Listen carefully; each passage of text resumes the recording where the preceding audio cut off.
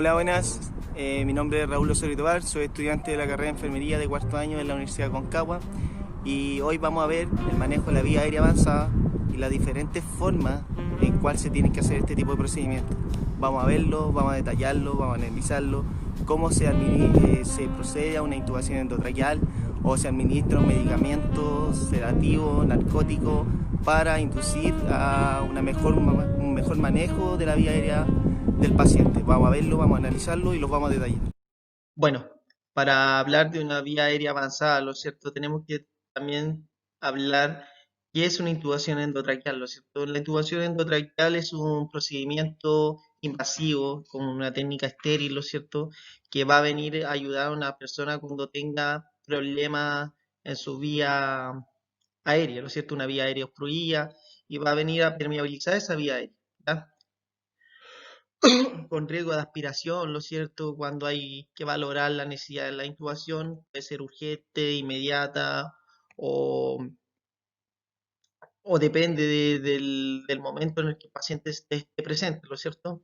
Por ejemplo, un nivel de conciencia bajo podría indicar también un tipo de intubación. Claro que es menos urgente, es urgente porque tiene niveles de oxígeno bajo, esa persona que lo que está diciendo es que hay hipoxia en transcurso.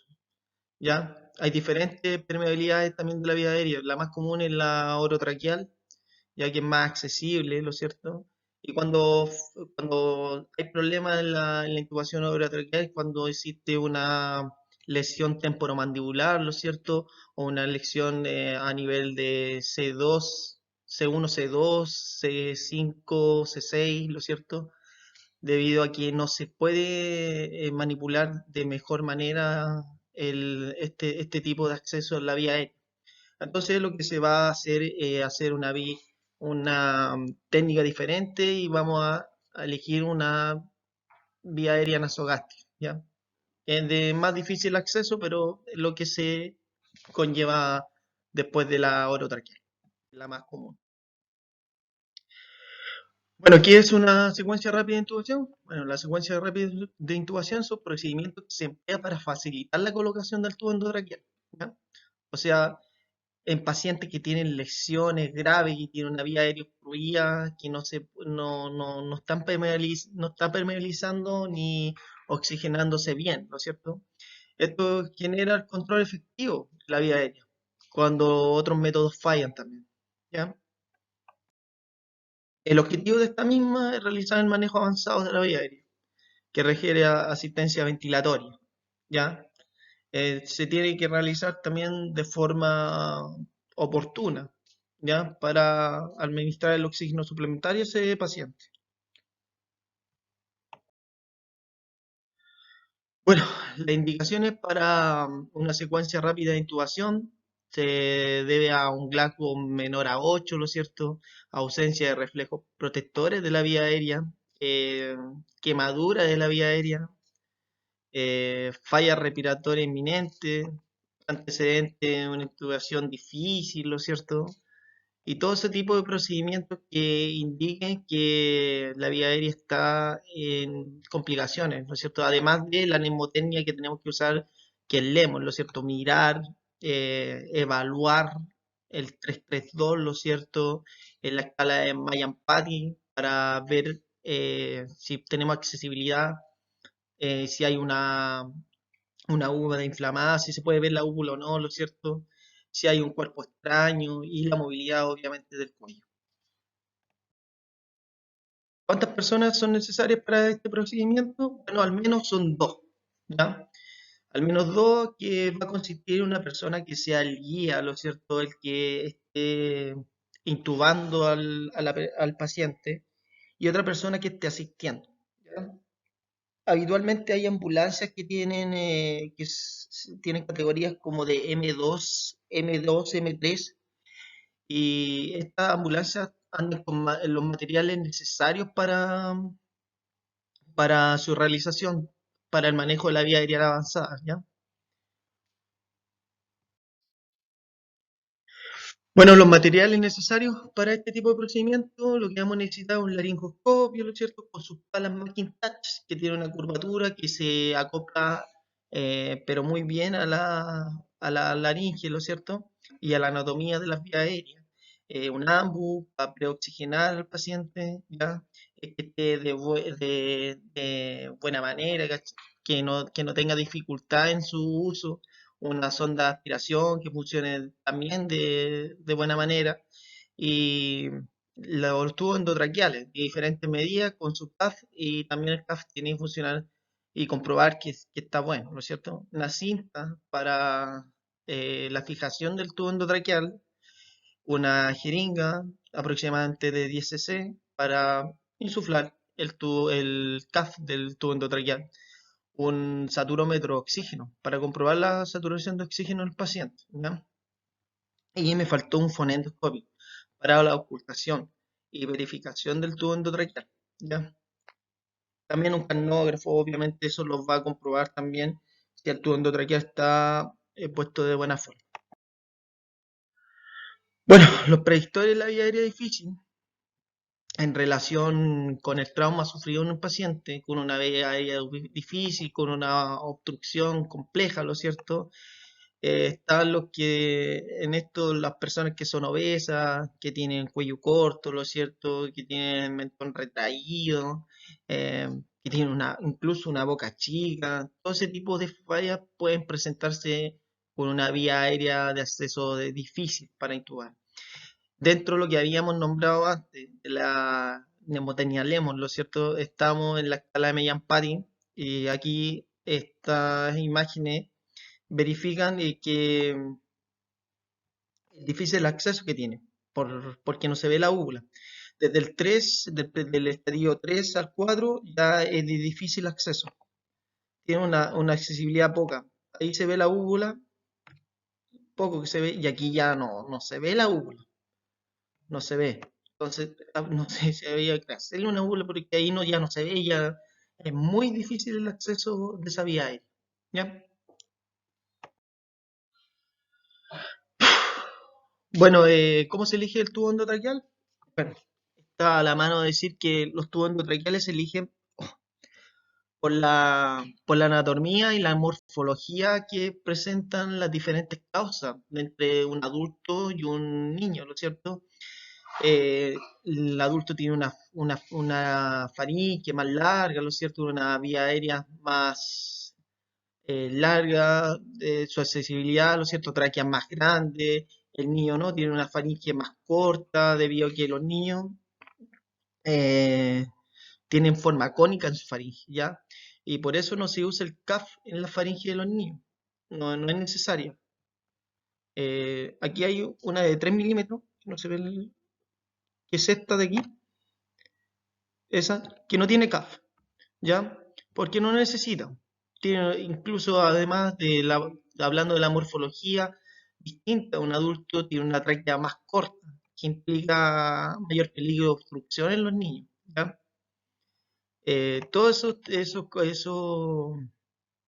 características distintas los van a llevar a usar el tubo endotraqueal pertinente para la ocasión. Bueno, ¿cómo se utiliza la bolsa más cara? Se utiliza para oxigenar, obviamente, al paciente para suplementar oxígeno, ¿lo es cierto? Y se hace de una forma hermética, lo más hermética posible, ¿ya? Es una forma que me parece que se pone la mascarilla, depende del tamaño del paciente también, en forma de C, en forma de C se fija y después se toma en forma de E. C y E, ¿ya? Esa es la forma de poner la bolsa máscara, ¿ya? La bolsa máscara tiene una capacidad de 1600 ml, ¿ya? Y proporciona oxígeno del 90 al 100%, ¿ya? Tiene una buena, hay que usar una buena técnica, como lo digo, para proporcionar el oxígeno suplementario al paciente adecuado. Y se preoxigena de 3 a 4 minutos al paciente. Ya, la válvula PET.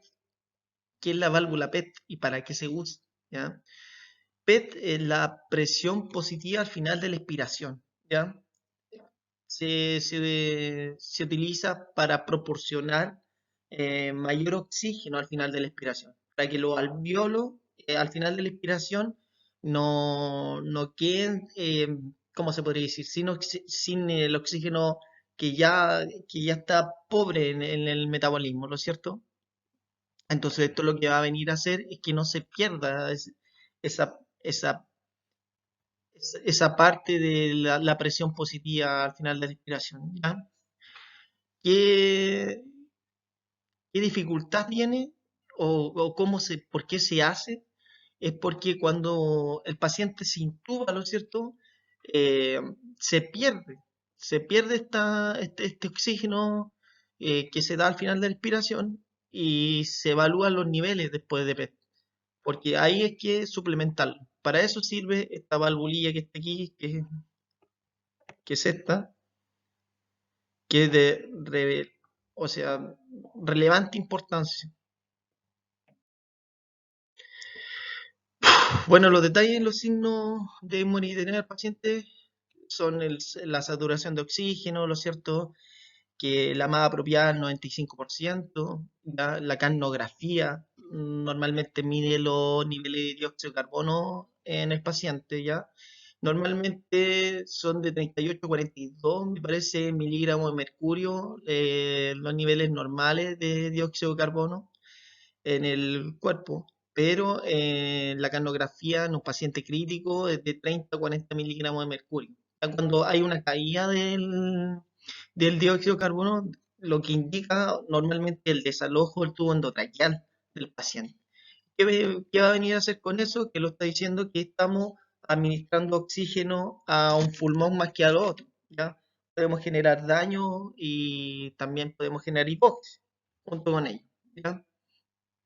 Eh, ¿Qué más? El electrocardiograma también es necesario, debido a que el paciente tiene riesgo vital, ¿lo cierto? Hay que también hacer un seguimiento electrocardiográfico a los pacientes y también de presión arterial. Bueno, los equipos alternativos del uso en caso de fracaso, el más popular, el que es nuevo y todo, es este, que es el supraglótido. Este se usa se intuba de forma directa, no tiene mayor complicancia para intubarlo, ¿no es cierto? Cuando se falla en el tubo endotraqueal mayor a 3 intentos posible, se considera este dispositivo, que mejor tiene buena efectividad, eh, ahí la laringe, es un dispositivo que se inserta directamente. Y lo otro, cuando tenemos un paciente y no tenemos este dispositivo, el supraglótido, pero tenemos un ambu y una cánula y el trayecto que tenemos que avanzar es corto, se considera mejor la cánula y el ambu en trayectos cortos, ¿ya?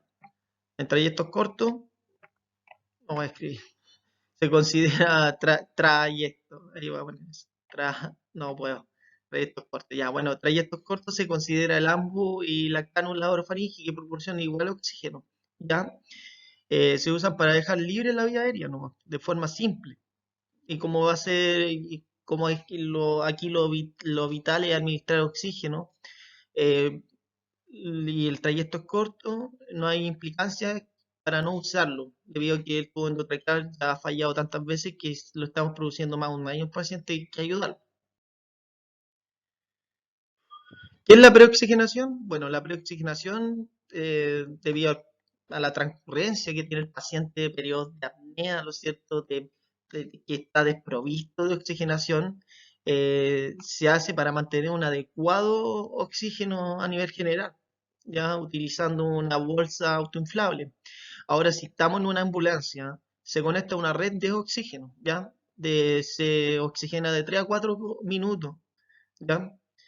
También con la válvula PET, obviamente, para no perder la presión al final de la expiración, ¿lo cierto? Y lo más que se relaciona con esto es que ventila a presión positiva, ¿ya? Eso. Bueno, la premediación, que es ya estamos hablando de intubación, de intubación asistida con medicamentos ya, ¿lo cierto? En pacientes que sean de pediátricos, ¿lo cierto?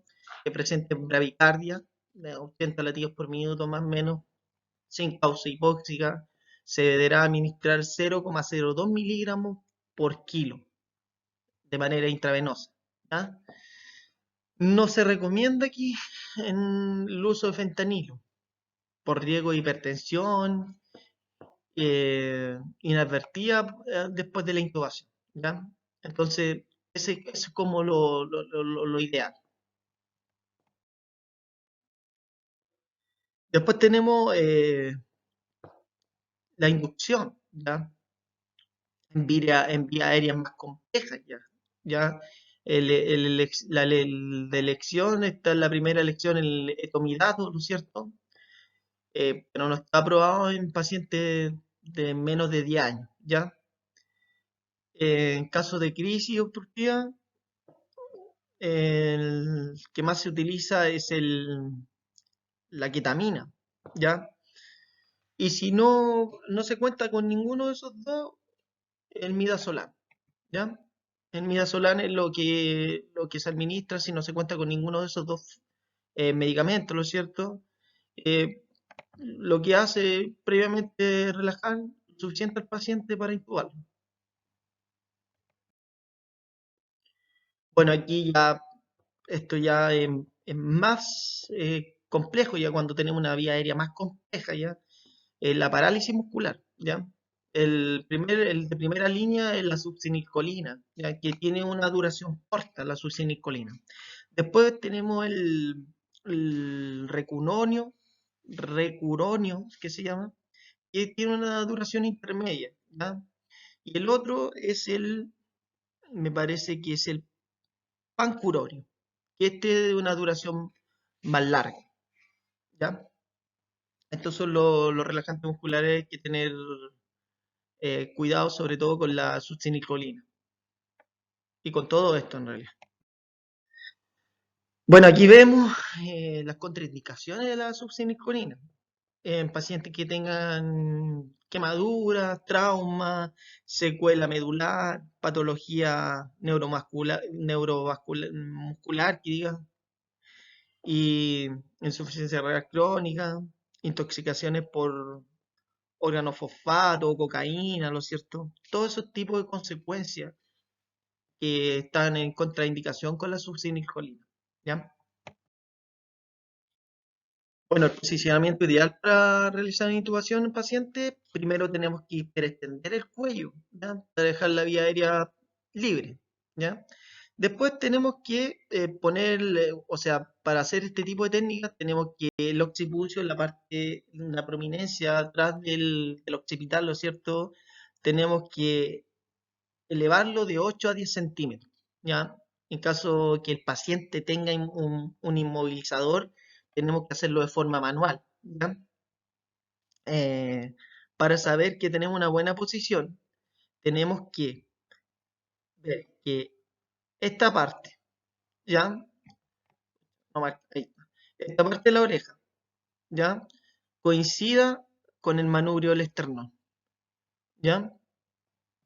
Si coincide esa parte de la oreja y está paralela al piso, ¿no es cierto? El meato auditivo que se llama, que está el manubrio esternón, aquí está la escotadura yugular, más allá. Quiere decir que estamos en una posición de tal forma que podemos intubar a un paciente de buena manera. Bueno, explicar el paso a paso del proceso de intubación. El proceso de intubación primero, al dejar la vía aérea libre, ¿lo cierto? Tenemos que oxigenar primero porque el paciente va a estar provisto de oxigenación en ese transcurso. Ya tenemos que tener el laringoscopio, tomarlo con la mano izquierda, ¿lo cierto? Introducirlo por la comisura bucal, por aquí, por el lado derecho.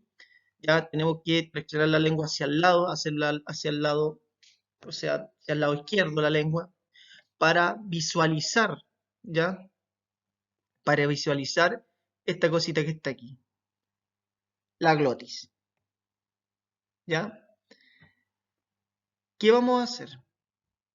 Vamos con el laringoscopio, visualizar la úvula primero, vamos a traccionar con el Macintosh, que diga la hoja de Macintosh, ¿no es cierto?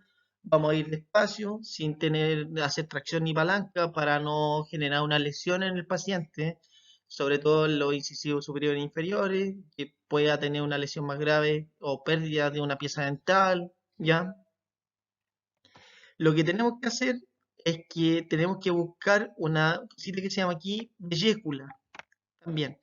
Aquí está. Esta es la parte de la vesícula, ¿ya? Nosotros ponemos la hoja, pongamos, voy a hacer una línea aquí. Aquí está el, no sé, pues el laringoscopio, ¿ya? Con su hoja respectiva. Traccionamos eso hacia adelante y cae la epiglotis. Y cuando cae la epiglotis aquí, podemos ver el acceso de la vía aérea, ¿ya? Podemos verlo ya, los cartílagos aratenoides y todo eso. Y una vez que tenemos la vía aérea accesible, introducimos el tubo endotraqueal, ¿sí? Introducimos el tubo endotraqueal con la mano derecha, ¿ya? Con la mano derecha lo introducimos y lo fijamos, ¿ya? De tal manera que eh, no tengamos riesgo de estar, no sé, por la vía digestiva, en el exófago, ¿ya?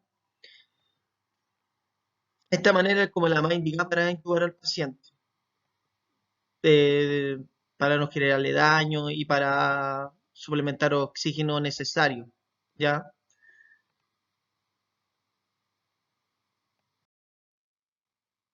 Bueno, aquí tenemos una maniobra externa, ¿lo es cierto? Si no, no visualizaríamos la vía aérea o teníamos complicaciones que son la laringe externa y la maniobra de Burr. Bueno, la maniobra de laringe externa se le pide al, al asistente, ¿lo siento? Que tome el cartílago tiroide y lo mueva, ¿ya? Pero no de una forma así agresiva, sino para lograr ver la glotis. Y la de Burr es más agresiva. Se genera una presión en el cartílago tiroide, hacia atrás, hacia arriba, y de tal forma que podamos ver la glotis también y fraccionarla al paciente. Puede perjudicar lesiones en el paciente, eso sí, la más recomendada es la laringe externa. Bueno, los métodos para corroborar correcta instalación del tubo son la ocultación, ¿lo es cierto? La carnografía también, ¿ya? Una vez que se haya realizado la colocación del tubo endotraqueal, ¿ya? Si el paciente genera hipoxia, puede provocar también una lesión al cerebro. Entonces, tenemos que estar atentos de que los pacientes están intubados, que el tubo endotraqueal está en la vía aérea, ¿no es cierto? Para no generar repercusión en el paciente, ¿ya? Tenemos que estar seguros de todo eso. También tenemos que visualizar el tubo endotraqueal en caso de que también ocultemos y todo lo demás. Tenemos que estar pendiente también que hay un procedimiento que se llama, o una consecuencia que se llama disculpa, que es la condensación del tubo endotraqueal, ¿ya? A través de la expiración. Y eso es lo que tenemos que detallarlo y estar pendiente para saber si existen problemas eh, de la desviación del tubo endotraqueal, ¿ya? Bueno, los cuidados post intubación, asegurar el tubo endotraqueal lo primero, ¿ya? Registrar la profundidad en la inserción del tubo endotraqueal. Y además la fijación, que evitar la fijación constrictiva del tubo endotraqueal, debido a que también va a generar problemas en el paciente, ¿ya? Eh, Eso, mantener una monitorización también de los signos vitales, la cardiografía, la saturación de oxígeno y todo lo que demanda los cuidados del paciente, tanto del paciente como de la intubación endotraqueal, el tubo, bueno, que también va a venir en ayuda del paciente. Y en la ficha clínica, lo que vamos a registrar sería la indicación de la secuencia rápida, ¿lo cierto? El control de los signos vitales, cuántas veces se intentó poner el tubo, ¿lo cierto? Si fueron más de 3 veces, eh, no sé, qué medios o qué medicamentos, ahí está, qué medicamentos se usaron en el paciente para poder intubarlo, y todo eso tiene que ir en la ficha clínica. De tal manera se registre apropiadamente todo lo que generó que pudiéramos intubar a este paciente de buena forma, o generó no sé, porque las dificultades que pudo tener el paciente. ¿Ya? Bueno, eso. Bueno, a modo de resumen, tenemos que decir que este tipo de técnica se hace para permeabilizar una vía aérea en pacientes que lo requieren, de forma de suplementar oxígeno, disminuir el nivel de hipoxia en pacientes que tienen una vía aérea obstruida o tienen anormalidades de ventilación espontánea. Entonces, se requiere una buena técnica de modo de no dañar más al paciente de lo que está y conllevar oxígeno y tener una vía aérea permeable. Eso.